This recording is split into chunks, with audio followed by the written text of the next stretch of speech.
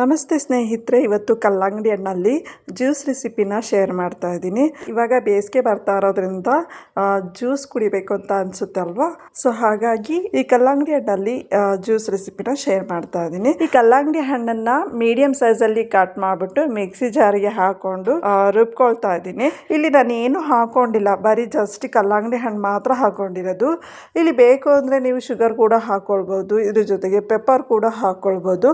ಬೇಕು ಅಂದರೆ ಇದ್ರ ಜೊತೆಗೆ ಲೆಮನ್ ಕೂಡ ಹಾಕೊಳ್ಬೋದು, ಅದು ನಿಮ್ಮ ಆಪ್ಷನಲ್. ನನ್ನ ಪ್ರಕಾರ ಕಲ್ಲಂಗಡಿ ಹಣ್ಣು ಜ್ಯೂಸ್ಗೆ ಬೇರೇನು ಹಾಕೊಳ್ದೇನೆ ಬರೀ ಇದರಲ್ಲೇ ಕುಡಿಯೋದ್ರಿಂದ ಚೆನ್ನಾಗಿರುತ್ತೆ, ಟೇಸ್ಟಿಯಾಗಿರುತ್ತೆ, ಹೆಲ್ತಿಯಾಗಿರುತ್ತೆ ಅಂತ ಅಂದ್ಕೊಳ್ತೀನಿ. ಜ್ಯೂಸನ್ನ ಮಿಕ್ಸಿಯಲ್ಲಿ ರುಬ್ಕೊಂಡಾದ್ಮೇಲೆ ಇದನ್ನ ಒಂದ್ಸಲ ಜಾಲರಿಯಲ್ಲಿ ಸೋಸ್ಕೊಳ್ತೀನಿ.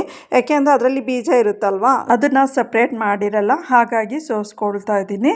ಇಲ್ಲಿಗೆ ಜ್ಯೂಸ್ ರೆಸಿಪಿ ಏನಿದೆ ಅದು ರೆಡಿ ಆಯಿತು. ಈ ವಿಡಿಯೋ ಇಷ್ಟ ಆಗಿದ್ದಲ್ಲಿ ಪ್ಲೀಸ್ ಲೈಕ್ ಮಾಡಿ, ಶೇರ್ ಮಾಡಿ. ಒಂದ್ ವೇಳೆ ನೀವು ಈ ಚಾನಲ್ಗೆ ಸಬ್ಸ್ಕ್ರೈಬ್ ಆಗಿಲ್ಲ ಅಂದ್ರೆ ಸಬ್ಸ್ಕ್ರೈಬ್ ಮಾಡ್ಕೊಳ್ಳಿ. Thank you.